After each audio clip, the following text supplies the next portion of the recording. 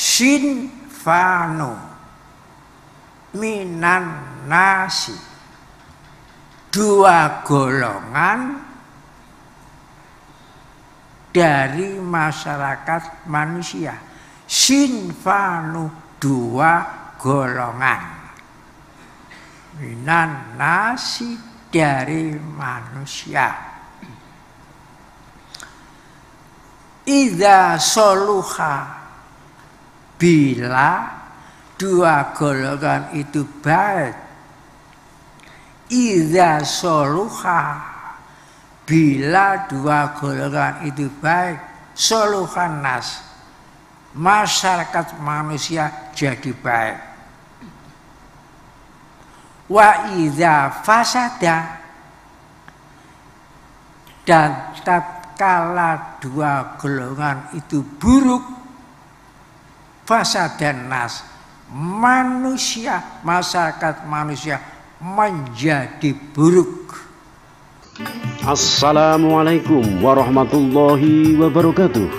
Alhamdulillahirabbil alamin, atas berkat rahmat Allah yang Maha Kuasa. Kembali dan bertemu lagi dengan channel Tasawuf Nusantara, channel kebanggaan orang-orang tasawuf, channel yang bersumber dari kajian-kajian mursyid Thariqah Siddiqiyah Syekh Mutarullah Al-Mujtaba. Pada kali ini channel Tasawuf Nusantara akan menyajikan kajian mursyid Thariqah Siddiqiyah yang berisi tentang dua golongan yang akan membuat kebaikan kepada seluruh manusia jika dua golongan tersebut berlaku baik. Namun sebaliknya, jika dua golongan itu berlaku buruk, maka tunggulah bahwa manusia ini akan hancur. Simak selengkapnya tetap di channel Tasawuf Nusantara. Selamat menyaksikan.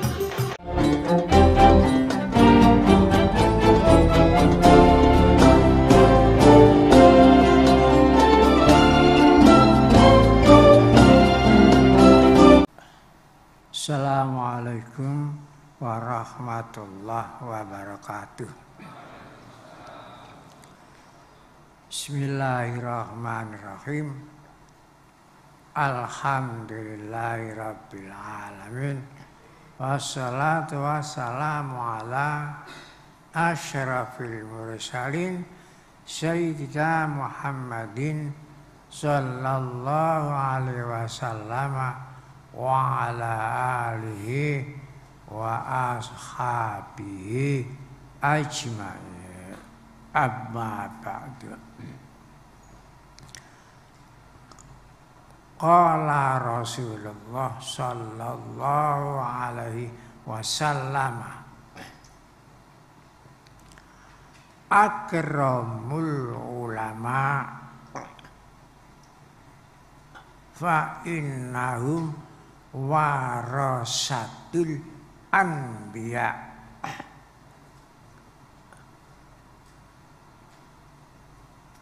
Faman akramahum faqad akramallahu wa rasulahu. Al-Hadis. Telah bersabda Rasulullah sallallahu alaihi wasallam, hendaklah kamu semuanya memuliakan para ulama-ulama.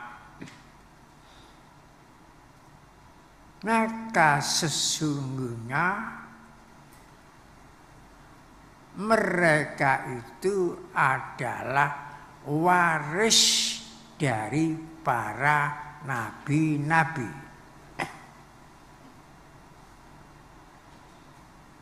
Maka barang siapa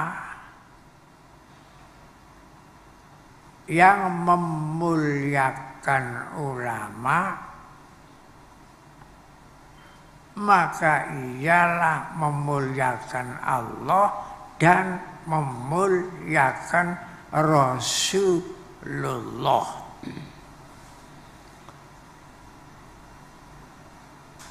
Al-Hadis. Rasulullah telah bersabda,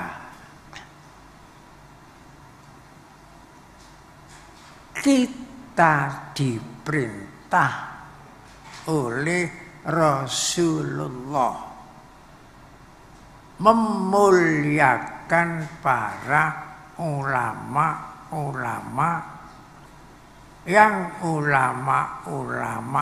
yang harus dimuliakan itu ulama warasatul anbiya,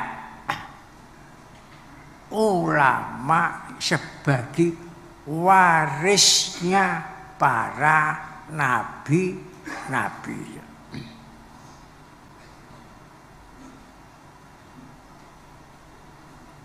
Dan barang siapa memuliakan ulama waris para nabi-nabi, berarti memuliakan Allah dan memuliakan Rasulullah.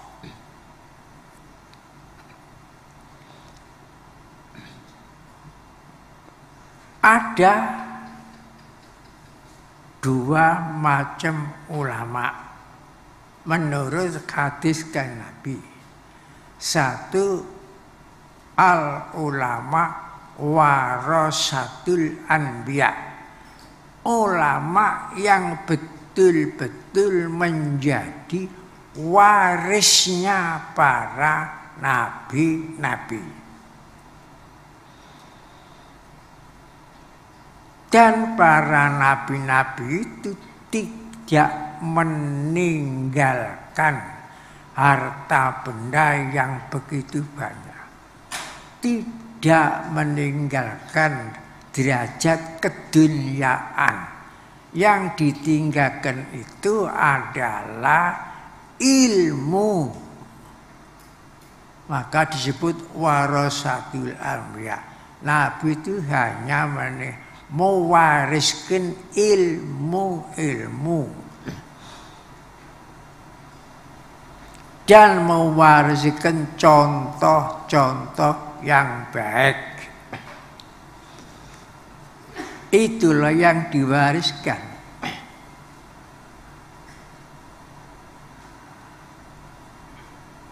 Bukan mewariskan harta benda yang begitu banyak, bukan mewariskan akhlak-akhlak yang buruk. Yang diwariskan itu ilmu-ilmu yang dari Allah Ta'ala bersumber dari Al-Quran dan hadis, dan contoh-contoh yang baik, bukan memberikan contoh-contoh yang tidak baik. Itulah ulama-ulama yang harus dimuliakan, dihormati. Dan dua, ulama-ulama ulama buruk, ulama jahat. Rasulullah bersabda, wailul li ummati min ulama isu, wailul li ummati ulama isu. Rusai umatku itu karena ulama-ulama ulama-ulama jahat.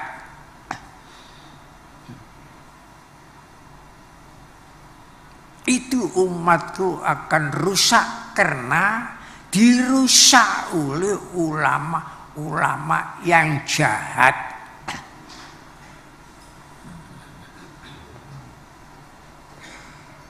Jadi jangan dikira semua ulama itu warasatul anbiya. Ulama kan ahli ilmu untuk merusak. Itu ulama isu. Itu yang menjadikan umat Islam itu bisa rusak. Sabda Rasulullah, al ulama wailul lil ummati min ulama isu. Dan alhamdulillah yang kita khol ini ulama-ulama warasatul anbiya, bukan ulama-ulama su. Kita makan kholnya Kiai Ahmad Syuhada, Kiai Ahmad Sanusi, dan Kiai macam-macam Kiai itu.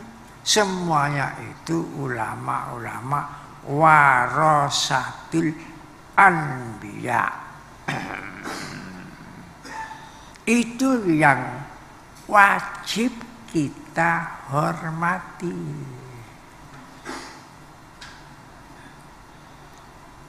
Budaya di Indonesia umumnya menghormati, penghormatan terhadap ulama-ulama ini diantaranya mengadakan kholnya ulama-ulama warasatul anbiya.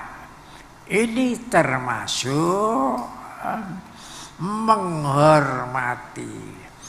Jadi mengadakan kholnya ulama-ulama warasatul anbiya adalah termasuk menghormati ulama-ulama warasatul anbiya. Menghormati Allah, menghormati para Rasulullah.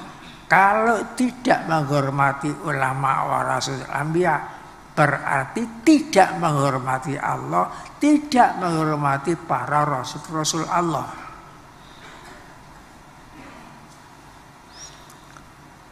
Qala Rasulullah sallallahu alaihi wasallam, sinfanu minan nasi, sinfanu minan nasi, dua golongan dari masyarakat manusia. Sinfanu, dua golongan, minan nasi, dari manusia. Idza soluha, bila dua golongan itu baik. Idza soluha, bila dua golongan itu baik. Soluhan nas, masyarakat manusia jadi baik. Wa idza fasada, dan tatkala dua golongan itu buruk. Fasadan nas, manusia, masyarakat manusia menjadi buruk. Al ulama wal umaro, dua golongan itu, al ulama, para ulama, wal umaro, para pemimpin-pemimpin yang memegang kebijaksanaan. Al-hadis. Saya ulangi lagi hadisnya. Sinfanu minan nasi idza soluha soluhan nasu wa idza fasada fasadan nasu al ulama wal umaro.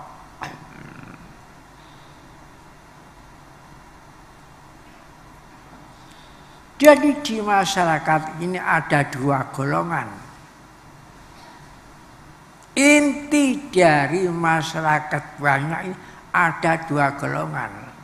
Jika dua golongan itu baik, masyarakat manusia jadi baik. Tapi bila dua golongan itu jelek, masyarakat menjadi jelek. Al ulama wal umaro.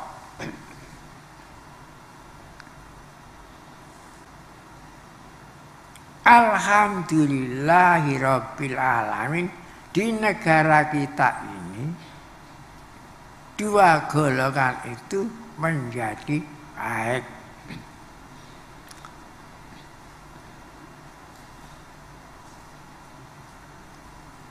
Sejak perjuangan kemerdekaan bangsa Indonesia selama 434 tahun, para ulama terus bergandengan mengawal perjuangan kemerdekaan bangsa Indonesia selama 434 tahun.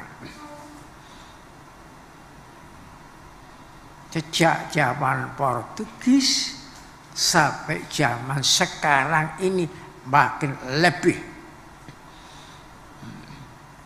Sejak zaman Wali Songo dan sampai sekarang ini terus para ulama terus mengawal.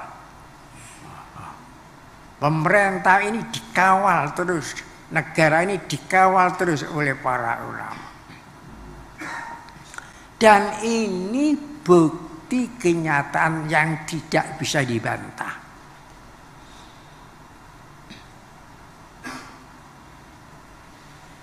Siapa membantah kenyataan, dusta besar.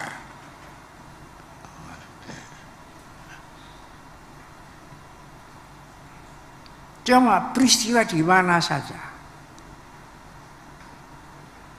Baca sendiri dalam sejarah. Atlas Pahlawan dan lain-lain, baca sendiri. Para kesultanan terus berontak, juga dikawal oleh para ulama-ulama.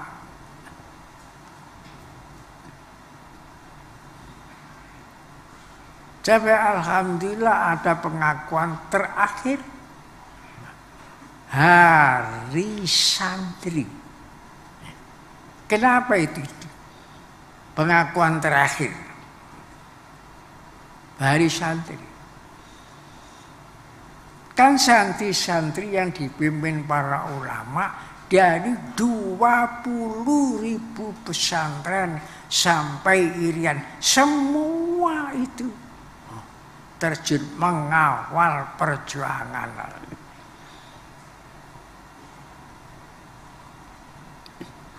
Kalau tidak dikawal ulama sudah hancur lah Indonesia, hancur Indonesia.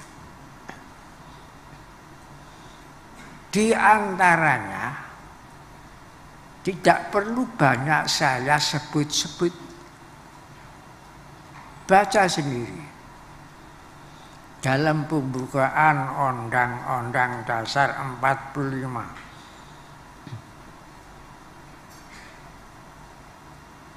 Alinea kedua diawali dengan kalimat dan, agar tidak putus antara alinea 1 dengan alinea kedua dan.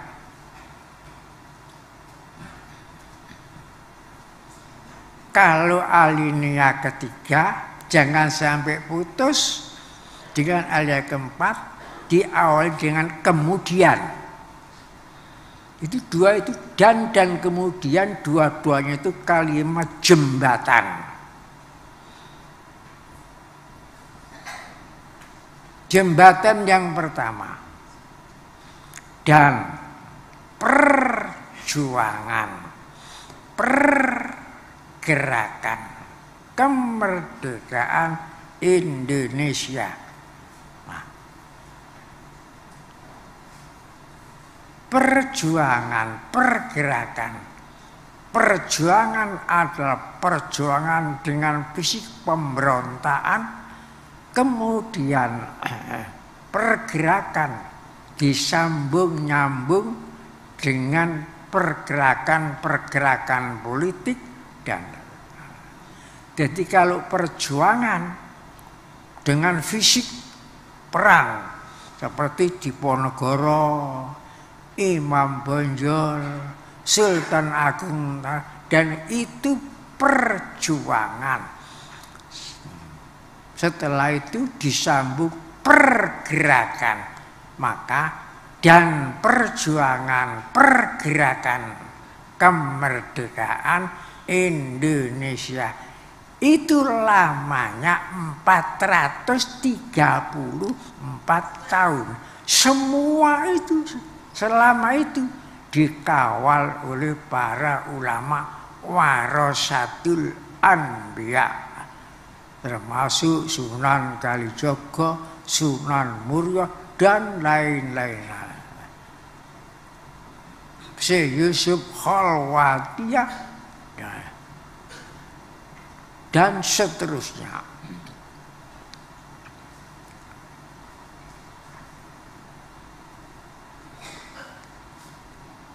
Telah sampailah dan perjuangan pergerakan kemerdekaan ini. Telah sampailah ke depan pintu gerbang kemerdekaan negara Indonesia. Masih di depan pintu, belum masuk pintu, sampai ke depan pintu gerbang. Jadi di ngarepe pintu gerbang, belum masuk pintu gerbang. Pintu gerbangnya negara ada 5. Merdeka, bersatu, berdaulat, adil, dan makmur. Berangkat dari tahun 1511 sampai di depannya. Jadi harus teliti baca itu. Di depan, ke depan pintu gerbang. Belum masuk.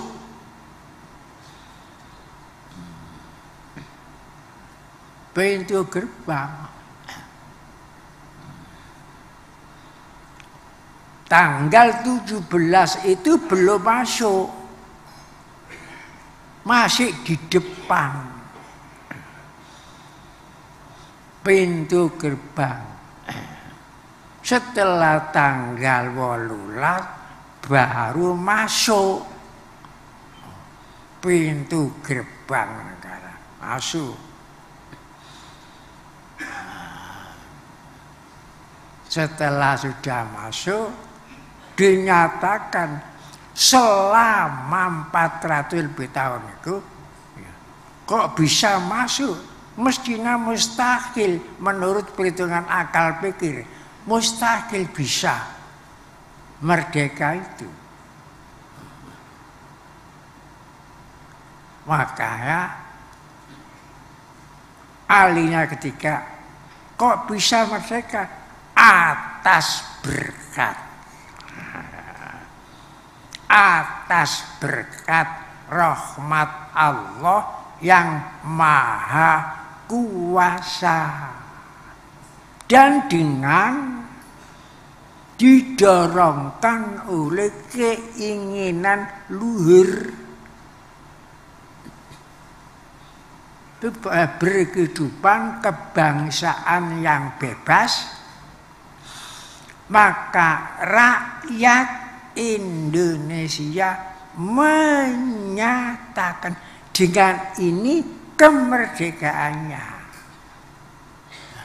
Bukan dengan itu, dengan ini. Ini itu kata isyarat menunjukkan sesuatu yang paling dekat kepada rakyat Indonesia. Ini bukan itu. Dengan ini rakyat menyatakan kemerdekaannya. Jadi kemerdekaan bangsa Indonesia dinyatakan oleh rakyat ini karena berkat rahmat Allah. Ini takdir. Dan dijalankan keinginan luhur, ini ikhtiar. Jadi bertemunya takdir dan ikhtiar menghasilkan kemerdekaan Indonesia. Demikian tadi sudah kita saksikan bersama kajian tasawuf oleh Mursyid Thariqah Siddiqiyah Syekh Mutarullah Al-Mujtaba Qaddasallahu sirrahu. Beliau adalah sebagai ulama kebangsaan juga mujadid kebangsaan. Beliau selalu getol untuk memperingatkan kita semuanya bahwa kemerdekaan Republik Indonesia tanggal 17 itu tidak ada karena belum lahir. Yang benar adalah kemerdekaan bangsa Indonesia. Tentunya beliau menyampaikannya dengan segala sumber yang ada dan fakta sejarah yang ada. Terima kasih. Sampai jumpa kembali di lain kesempatan. Wassalamualaikum warahmatullahi wabarakatuh.